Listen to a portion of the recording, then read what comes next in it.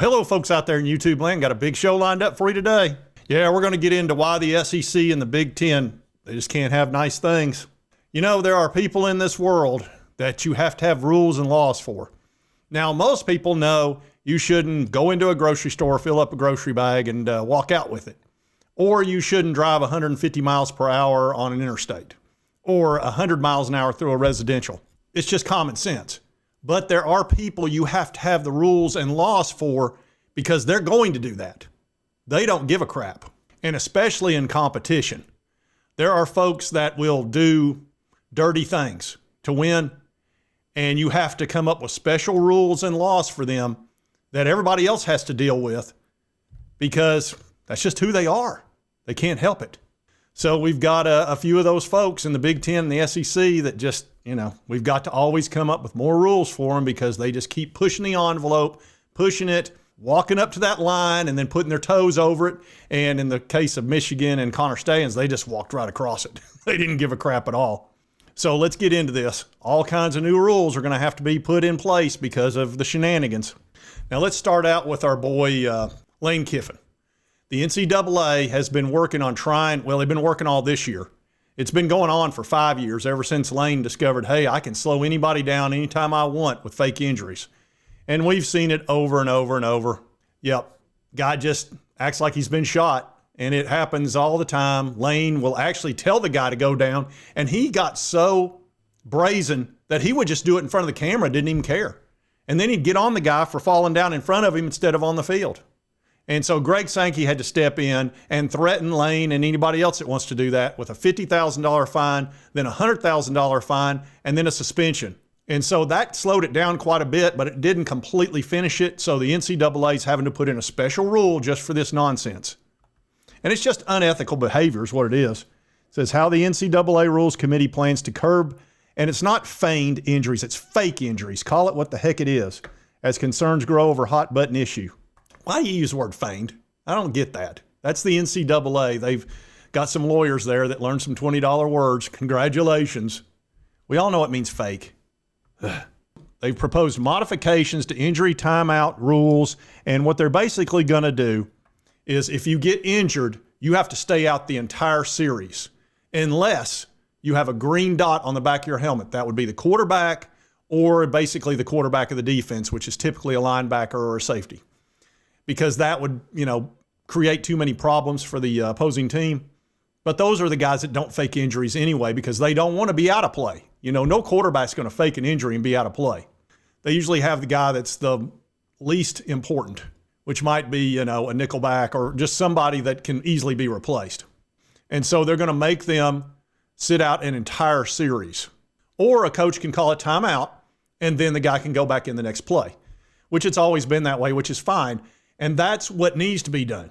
If you want to slow down another team, you've got 3 timeouts, plus you've got the 2-minute timeout. Use one of your timeouts. Quit breaking the rules. Lane. Stop breaking the law, asshole!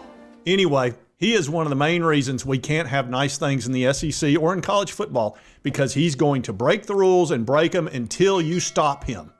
And he even came out and said, I hope they put a new rule in to stop this.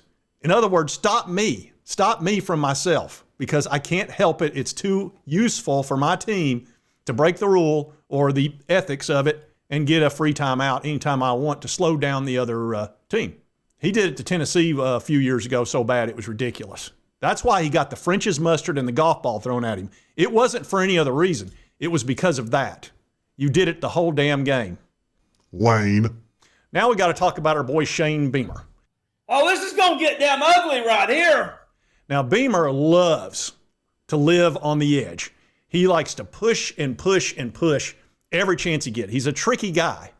And as you know, he has a history of taking information he shouldn't. He even got fined $25,000 for it.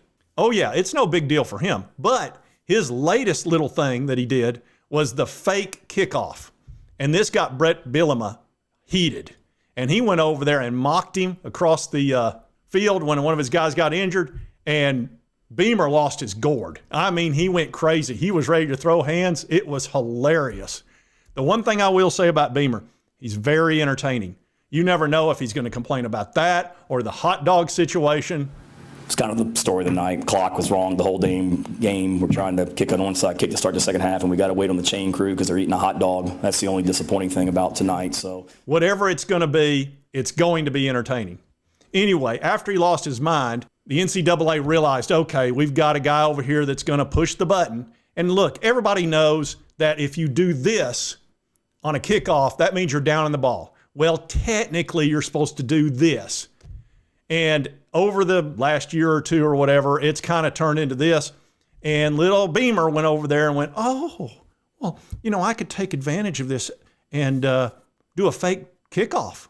And then I could throw it across the field, and then that guy could take off and run because that's technically not this. And the reason it sucks, why it was a crappy thing to do, and probably why he got so mad, is that it's pushing ethics in the wrong direction. Because what you want is when a guy does that or this, you want the defense that's coming down or the kickoff team to slow down and not get anybody hurt because that's the most dangerous play in football. So college football or NCAA has made it super easy to down the ball on a kickoff. They want the ball downed unless it's a unique situation because they don't want the injuries. And that's what's so frustrating about this because now if you don't put this rule in, everybody's going to keep coming down there 100 miles per hour, and somebody's going to get hurt because Shane wanted to score a touchdown on a trick play in a bowl game.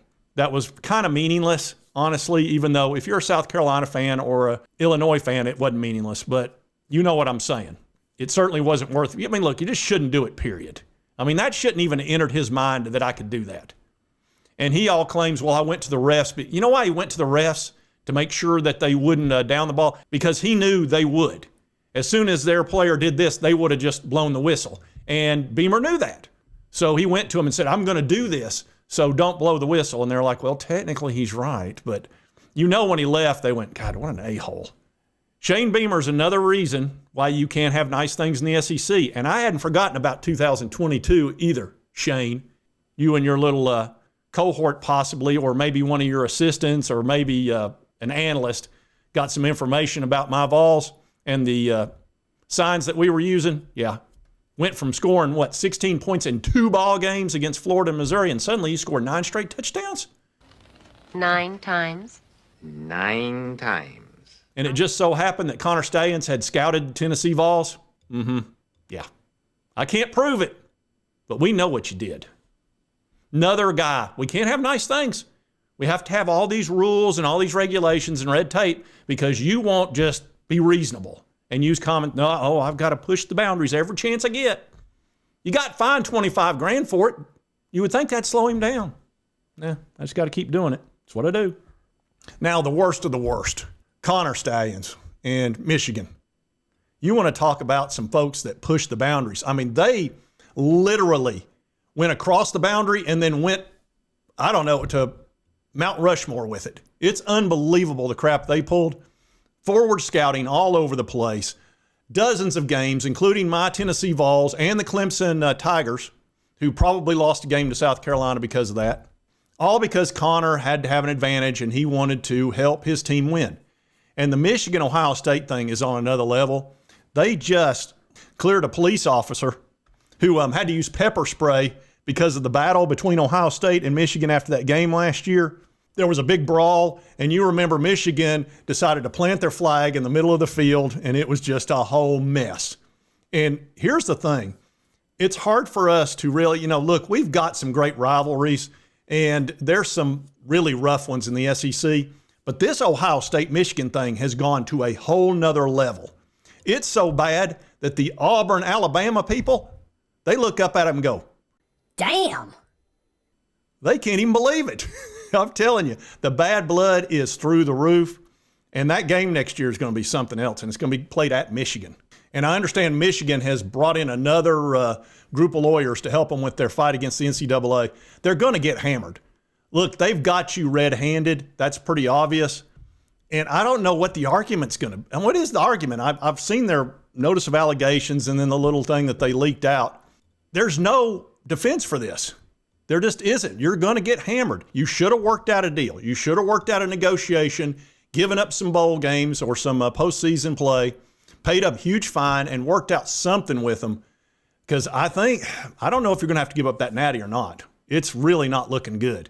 Typically, that's what they do. When you have an unfair advantage for 2.5 years, you're probably going to have to vacate all those wins. I mean, that's what, look, Kentucky had to vacate wins over a few players getting some money from a hospital. And nobody even knew about that. This thing, it's the one thing NCAA can actually regulate and do something about is cheating.